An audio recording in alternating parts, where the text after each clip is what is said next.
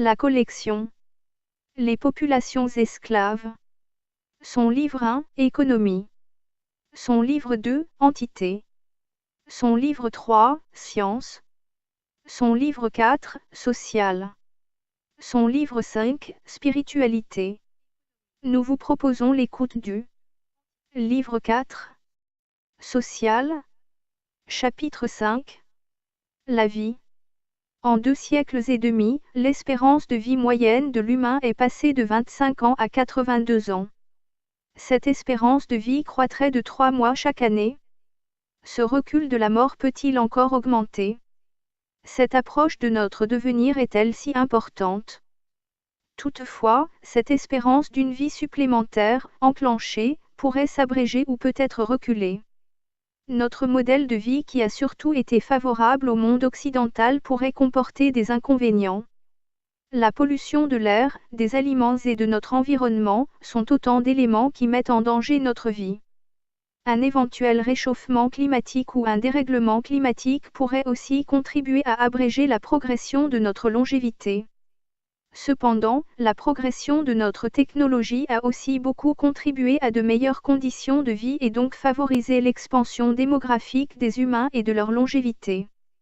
Peut-être que cette évolution technologique risque d'être freinée, naturellement ou artificiellement, justement à cause de l'explosion démographique. Il se pourrait aussi qu'elle soit carrément stoppée. On peut également imaginer que notre progression de longévité continue à évoluer, plus lentement, pour atteindre une espérance de vie pouvant aller jusqu'à 140 ans, dans le siècle prochain.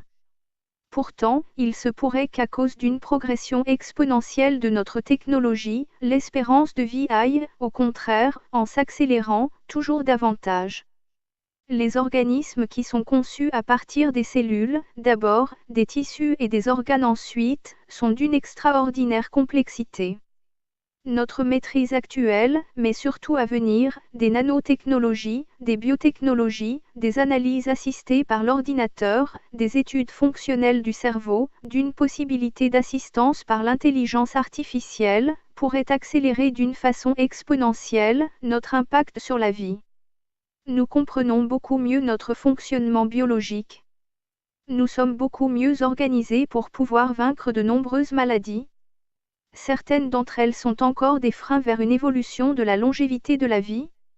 Notre importante amélioration, dans la résolution des maladies de nature bactérienne, microbienne ou génétique, peut nous laisser espérer une éradication progressive et totale d'un très grand nombre de maladies. La fiction, imaginée précédemment, devient une réalité qui dépasse même ce qu'il avait été possible d'envisager. La réparation des organes détériorés, la modification des ADN, est autant de possibilités d'action. Mais aussi par la manipulation des chromosomes, la réalisation de leur réparation. À partir des interventions nanométriques et de la culture des cellules souches. Par les implants d'organes artificiels, les implants électroniques, la robotique chirurgicale, les nanostructures. Par les diagnostics de plus en plus précis et les modélisations efficientes. Tout concourt à une amélioration de notre vie et au prolongement de celle-ci. La réparation des cellules, atteintes de pathologies ou de vieillissement, pourra permettre une longévité basique de la construction structurelle de l'humain. L'analyse du vivant à partir de la modélisation est la prochaine étape primordiale. Les compétences de nos ordinateurs doublent tous les 6 mois, depuis leur avènement. Des puissances informatiques, continuellement exponentielles, permettent d'acquérir des sommes d'informations, dont la complexité et l'importance ne peuvent être traitées et analysées que par des ordinateurs toujours plus puissants. Les 100 000 milliards de cellules qui composent chacun d'entre nous sont autant de micro-usines chimiques, pourvues de machines-outils réalisées à l'échelle nanométrique. Nos compétences nous permettent, dorénavant, d'intervenir et d'agir à cette échelle dimensionnelle. La description de l'ADN et sa régénérescence sont envisageables pour la réparation des cellules. Une reprogrammation de nos organes, à partir de ces avancées nanométriques, est également envisageable. Il pourrait aussi être envisagé d'interférer sur les cellules par des composants électroniques. Les neurones de notre cerveau pourraient, eux aussi, faire l'objet de simulations particulières. Pourtant, cette avancée de la technologie nous apparaît assez arbitraire et fantasmagorique. Les concrétisations visibles, à l'échelle collective, n'apparaissent pas encore probantes. Il a fallu 20 ans, mais c'est bien peu d'années, à l'échelle humaine, pour décrypter les volumes d'informations, leurs implications et leurs imprégnations. La démocratisation de ces technologies exponentielles va pouvoir être mise en phase de propagation. Le monde des chercheurs, lui-même, s'est laissé déborder par cette soudaine et trop rapide explosion des savoirs. La totalité d'un génome, soit des dizaines de milliards de bases ADN, peut dorénavant être séquencée, très rapidement. Le coût de ce travail, d'abord faramineux, devient accessible à tous les laboratoires. Mais à quoi sert un tel séquençage ? Tout simplement à organiser une médecine personnalisée, justement, à partir du séquençage ADN de chacun d'entre nous. Les données prévisibles envisagent qu'une personne sur 4 sera atteinte d'un cancer au cours de son existence. Il est envisagé que le séquençage global de toutes les couches de la population permettra des guérisons totales de cette maladie aux 1000 formes. Si, en l'an 2000, une quelconque institution s'était risquée à dire que dans 13 ans, il serait possible de détenir la totalité des informations de son génome, à l'intérieur d'une clé USB, le monde scientifique, lui-même, aurait crié au parjure. Cela n'était, à cette époque-là, qu'un objet de science-fiction, totalement utopique. Or, 13 années plus tard, c'était devenu une réalité.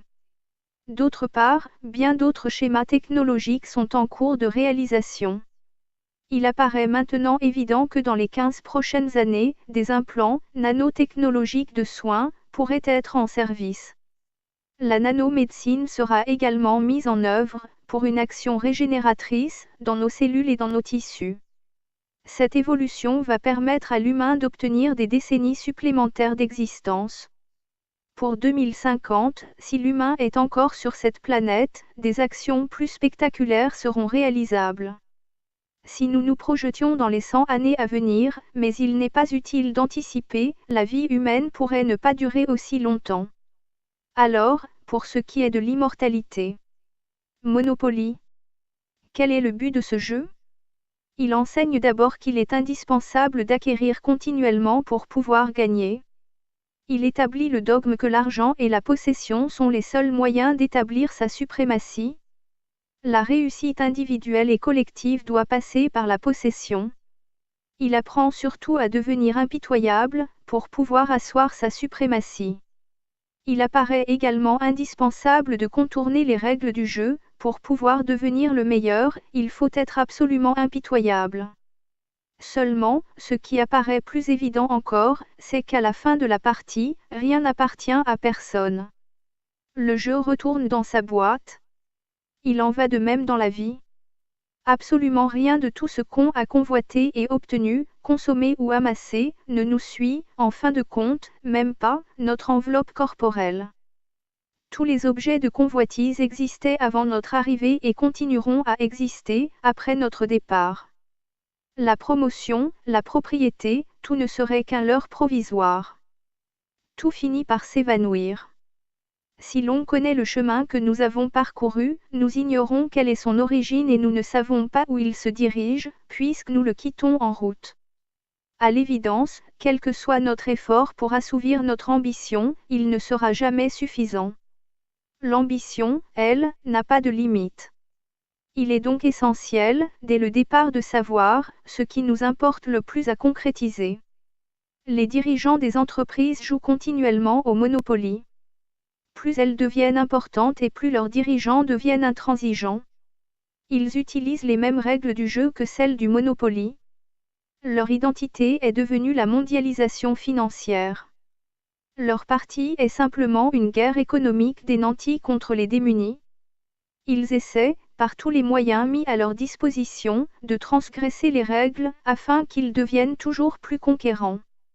La plupart des dirigeants des autres organisations agissent aussi, de la même façon. Les autres acteurs de la société, s'ils ne sont pas capables d'y mettre des freins, par cupidité ou par dévoiement, ne pourront qu'observer, sans ne pouvoir jamais intervenir sur les dérives des principaux responsables économiques. L'expansion monétaire joue le même rôle inflationniste. Celui qui est chargé de tenir la banque, dans le jeu du Monopoly, peut établir ses propres règles du jeu. Une guerre économique peut, à partir de décisions bancaires, être mise en œuvre à l'encontre des acteurs économiques. Pour parvenir aux résultats escomptés, des États n'hésitent pas à utiliser des stratégies de guerre à l'encontre d'autres États. Et aussi, la suppression physique de personnes qui tenteraient de leur barrer la route. Ces stratégies sont souvent mises en œuvre lorsqu'il y a un constat de déclin évident, qui est compensé par des attitudes féroces d'hostilité pour la survie. Les crises sont provoquées volontairement. Il s'agit de connaître la mise en place de stratégies et de savoir comment elles sont mises en place. Pourquoi les oligarchies gèrent-elles les situations de cette manière? Les classes dirigeantes établissent une mise en œuvre de la centralisation du pouvoir. Or, si l'on examine leur gestion, des situations qui se présentent, on peut se rendre compte qu'il n'y a pas de perspective logique, à long terme, y compris pour leurs propres intérêts. S'agirait-il alors d'un complot? Serait-il sioniste, maçonnique, ou tout autre? Il y aurait effectivement des conspirations qui peuvent être mises en évidence. Il y a, à l'évidence, des groupes de pression, des lobbies. Il y a aussi, à l'évidence, des intérêts particuliers secrets, dissimulés, agissant dans l'ombre, qui pourraient expliquer ce modèle caractéristique de fonctionnement. Qu'il existe un lobby pro-Israël à travers le monde est une évidence. Que ce lobby agisse, en coordination, même partielle, avec le très haut niveau financier, est également une évidence. La conspiration autour de l'oligarchie juive, même si elle était avérée, ne pourrait pourtant pas être le facteur explicatif principal. Une autre hypothèse est celle du complot des hyper-riches. Les milieux de la haute finance pourraient effectivement être suspectés. Ils sont bien là, au devant de la scène. Ils savent prendre les décisions, leur permettant d'imposer leur volonté. Il y a ainsi de nombreux réseaux particulièrement influents. Le problème qui se pose alors, c'est que tous ces réseaux apparaissent ne pas pouvoir s'unir pour un complot planétaire, alors qu'ils sont en concurrence, les uns avec les autres. Comment pourraient-ils constituer un groupe, d'une telle homogénéité, alors que leurs centres d'intérêt respectifs sont, apparemment, extrêmement divergents? Au sommet de la pyramide financière se trouve ce qu'on appelle l'hyperclasse. Elle possède la majeure partie des richesses de la planète. Il apparaît alors extravagant que cette oligarchie, dans différents pays, puisse s'accorder ensemble. Les unes utilisent l'industrie, les autres les placements financiers. Leurs intérêts particuliers apparaissent, à l'évidence, divergents. L'homogénéité de ces milieux, qui sont puissants, semble incompatible. En fin de compte, est-il possible de déterminer quelles sont les stratégies de ces groupes dont la logique de manœuvre est d'abord la manipulation? Bien évidemment, leurs actions provoquent les catastrophes économiques que l'on sait. Qui est donc derrière toutes ces manipulations, derrière tous ces mécanismes aberrants? La réalité de tout cela est particulièrement surprenante. Il convient d'observer que la société humaine fonctionne à partir d'une logique globale, elle-même établie à partir des logiques individuelles. De la même façon qu'une structure humaine fonctionne, en relation, avec des modèles énergétiques. Ces modèles qu'elle s'approprie, en globalité, fonctionnent aussi, à partir des sources d'information, dont dispose également, en globalité, la société humaine. Il y aurait donc un cerveau global de cette société, qui serait chargé de décider, comme il y a un corps global qui est chargé de recueillir les énergies dont il a besoin pour s'épanouir. Le fonctionnement du cerveau global serait donc chargé de fabriquer un sens commun partagé. Il est alors facile à comprendre, quand on examine des populations, qu'elles sont capables d'adhérer à un effort de guerre à l'encontre de ses voisins, envers lesquels elles n'avaient, a priori, aucune animosité. Cette extravagance n'est admissible qu'à la suite d'un endoctrinement des masses populaires. Le cerveau global passerait son temps à coder le réel pour fabriquer une nécessité, à l'initiative. C'est ce processus de codage qui implique les valeurs attribuées par le matérialisme. C'est ce qui explicite, aussi, le modèle particulier du processus de construction de l'impérialisme. L'impérialisme s'appuie sur une nécessaire implication globale, totalement indépendante des volontés individuelles. Tout simplement, après analyse des processus globaux du fonctionnement de la société humaine, on se rend compte qu'une partie du cerveau global, évoquée, se serait déconnectée de l'ensemble. Le fonctionnement de cette portion du cerveau global devenant totalement aléatoire et incontrôlable devient, tout simplement, problématique. Le système de fonctionnement du cerveau global est arrivé à des contradictions insupportables, qu'il ne parvient plus à gérer logiquement. C'est à cause de cette situation ubuesque que le système de caste instaure des riches, toujours plus riches, et que ceux-ci s'enorgueillissent de la précarité qu'ils ont provoquée chez les pauvres. Leur orgueil se nourrit alors de cette ambivalence qu'ils provoquent et entretiennent. Ils s'enorgueillissent notamment de provoquer, volontairement, du désir de consommation chez ceux dont ils savent à l'avance qu'ils se trouvent dans l'incapacité totale de pouvoir accéder aux produits de consommation qui leur sont présentés.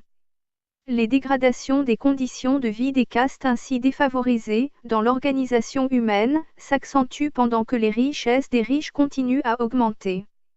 La conséquence de cette situation est évidemment une dégradation sociale, totalement injustifiée, pour une société humaine, qui devrait considérer l'humain égalitairement. Notre système social fonctionne à partir d'une précarité maximale, afin que des profits toujours plus conséquents puissent être continuellement engrangés. Les entreprises multinationales appliquent le dégraissage pour licencier un maximum de travailleurs avec un minimum de coûts.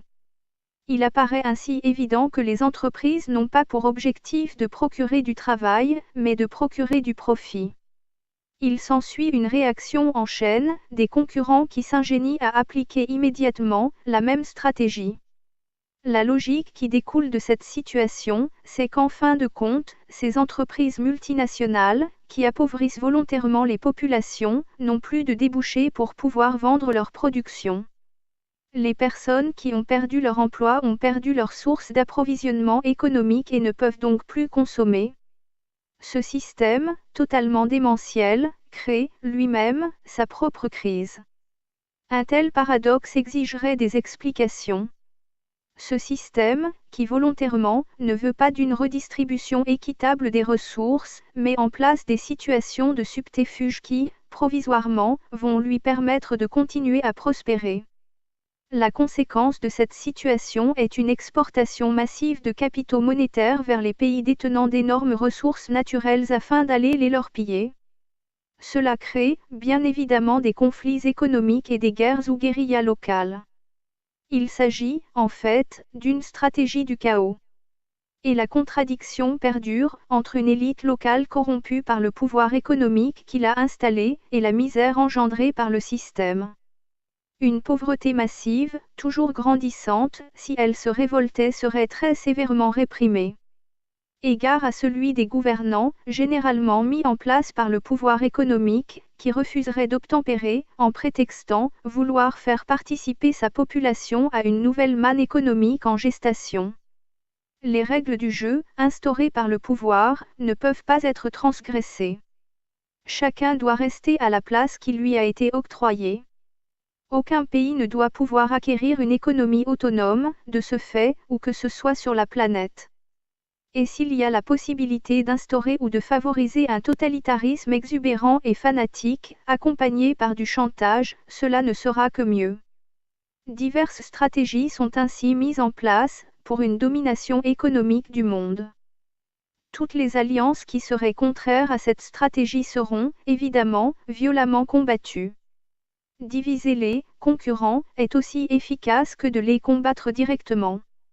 Il leur suffit d'organiser des zones de conflit. Les dominateurs participent ainsi à la même stratégie d'organisation du chaos. Lorsqu'un pays ne peut pas être contrôlé de façon efficace, il suffit de le faire détruire pour pouvoir enfin le contrôler. Il n'est pas indispensable de nommer les belligérants pour comprendre qui manigance en arrière-plan. Toute cette stratégie est obligatoirement accompagnée d'un endoctrinement systématique par les moyens d'information, à la solde du pouvoir central. Tout est parfaitement sous contrôle, y compris la désinformation systématique et le bourrage de crâne. Cette situation narcissique est observable dans tous les secteurs de notre société humaine. Chacun se réjouissant d'être capable d'obtenir ce que son voisin n'a pas, ou plus, la possibilité de s'octroyer. On peut ainsi expliquer et comprendre quels sont les processus intellectuels des oligarchies dirigeantes. Elles établissent, tout simplement, un codage social leur permettant de continuer leur processus oligarchique. Il s'avère que ce processus est, en fait, un cas de psychopathologie collective qui s'appelle la paraphrénie et qui est une sorte de psychose chronique. Tous les dirigeants économiques ayant établi leur fortune et leurs dictats en sont obligatoirement atteints. Cette pathologie a pour conséquence de déconnecter les décideurs de l'avenir de la société humaine, et de toute logique d'approche d'un développement social, des personnes n'appartenant pas à leur tribu. C'est tout simplement l'approche d'une situation d'autodestruction. C'est donc vers cette logique de psychopathologie collective, que sembleraient s'acheminer les oligarques qui nous dirigent. Cette situation pourrait avoir pour conséquence une implosion du système économique, lui aussi largement globalisé, qui pourrait entraîner l'espèce humaine dans le plus grand dénouement de son histoire. Alcool. Une personne sur 2 consomme des boissons alcoolisées quotidiennement. La proportion d'alcool pur, déterminée par un pourcentage, est un poison violent pour l'organisme. Tout particulièrement pour le foie. La plupart du temps, les conséquences sont bénignes, tant que la consommation reste occasionnelle. Il n'en va pas de même pour les gros consommateurs et les consommateurs réguliers. L'adaptation à ces boissons entraîne, à long terme, une dépendance à cette substance nocive. Une personne sur 10, au moins, devient alcoolodépendante. L'alcoolisme est un fléau très important pour l'équilibre de la société humaine. Cette toxicomanie entraîne de très graves troubles comportementaux. Les personnes qui en sont atteintes souffrent de perturbations physiques et psychiques graves.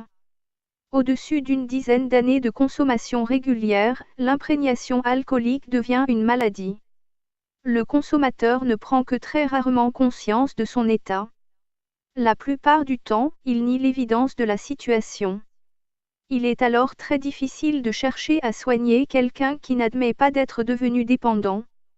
Il devient extrêmement difficile à la famille et à l'entourage de supporter les conséquences engendrées par la situation. Des cures sont mises à la disposition des malades, dans des établissements spécialisés, mais seulement avec leur consentement. Des accompagnements thérapeutiques et psychologiques sont indispensables. Les cures sont pourtant souvent suivies d'échecs et de rechutes, tout particulièrement difficiles à supporter, dans l'entourage. Aucun résultat satisfaisant ne peut être obtenu, sans la coopération totale de l'alcoolique. Tous les efforts entrepris, pendant de longues périodes, peuvent être très rapidement anéantis. L'abstinence totale d'absorption de boissons alcoolisées, même inférieure à 1%, est la seule solution d'un résultat à long terme. Les conséquences familiales, sociales, professionnelles et personnelles sont, dans la quasi-totalité des cas, catastrophiques. Ces personnes ne sortent jamais indemnes de ces situations, lorsqu'elles parviennent à s'en sortir, ce qui est assez rare. Qui peut-il être tenu pour responsable de ce fléau ? Le consommateur qui est d'abord une victime. Le producteur de ces boissons alcoolisées qui devrait être considéré comme étant un fabricant de drogue. Les marchands, chargés d'écouler les produits et qui devraient, eux aussi, être considérés comme étant des pourvoyeurs de drogue. Les lobbyistes, qui mettent tout en œuvre pour que cette tradition perdure, en raison des énormes profits réalisés. Les hauts responsables, politico-économiques, dont le rôle devrait être de chercher à enrayer d'abord, puis à supprimer ensuite, cette coutume totalement asociale. Chacun d'entre nous a certainement sa part de responsabilité dans la continuité de cette pratique. Tabac. La nicotine est un alcaloïde, une des substances les plus toxiques contenues dans les produits absorbés, généralement par inhalation. À l'inverse de l'alcool qui, consommé modérément, est de risque amoindri, le tabac devient un poison violent, dès les premières absorptions. La dépendance y est quasi immédiate, contrairement aux affirmations des consommateurs qui n'ont pas conscience de l'irréversibilité de la situation. quelques semaines, même de petites consommations, suffisent à entraîner une dépendance définitive. Son aspect attrayant a longtemps été montré comme acteur social valorisant. Cette habitude d'apparente désinvolture est particulièrement sournoise auprès des jeunes. Des substances sont artificiellement ajoutées aux substances naturelles afin d'accroître la dépendance.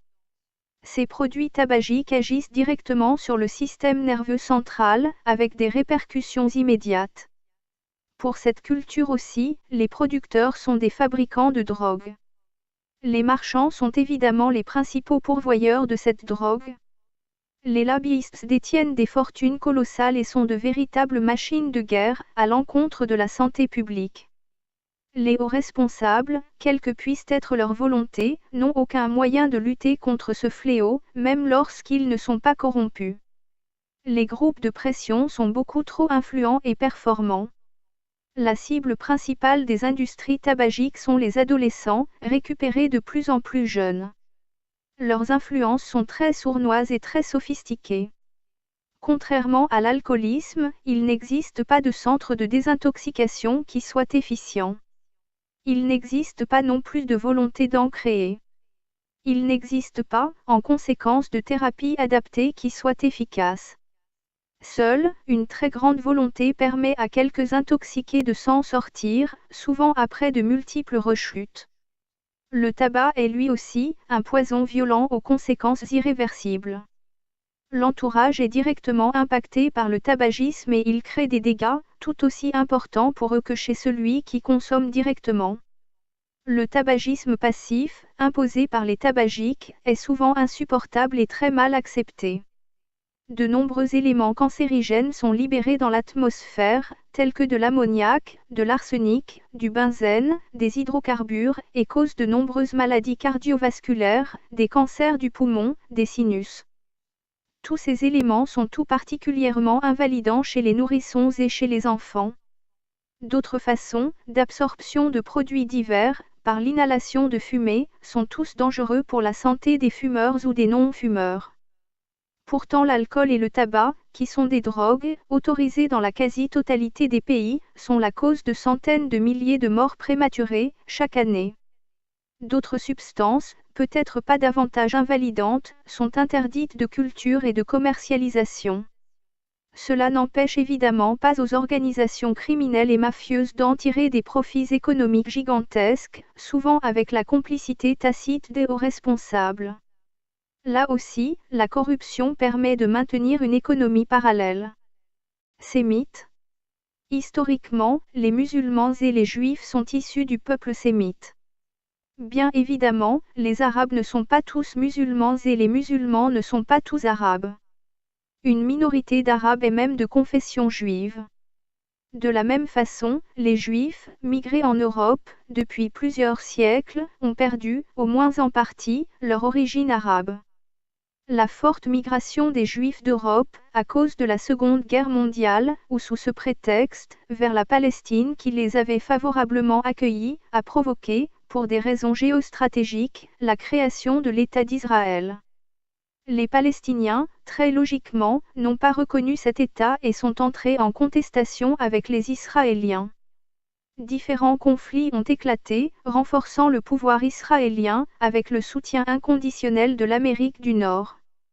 La diaspora juive de la planète et tout particulièrement celle des États-Unis apporte une aide économique essentielle à la survie de cet État.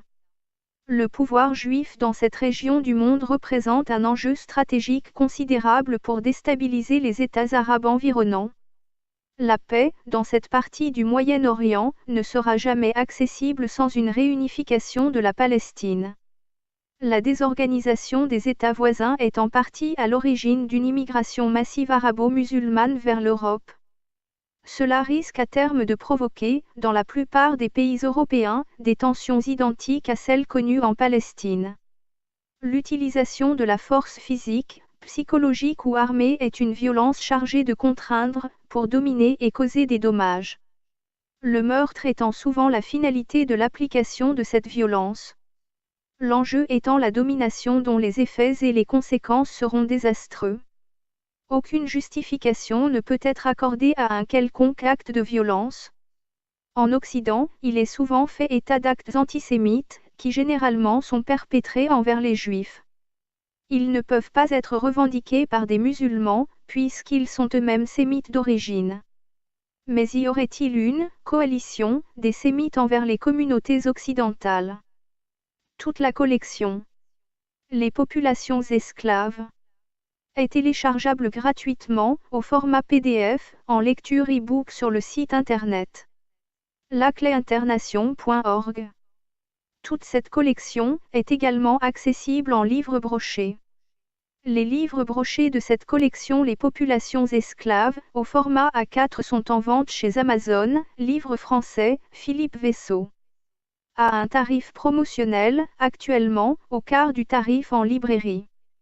Une collection, en livre de poche y est également accessible. Vous pouvez aussi cliquer sur le logo « Livre Amazon » dans la page d'accueil de notre site internet. lacléinternation.org. La totalité de la collection est en conférence vidéophonique sur YouTube. La collection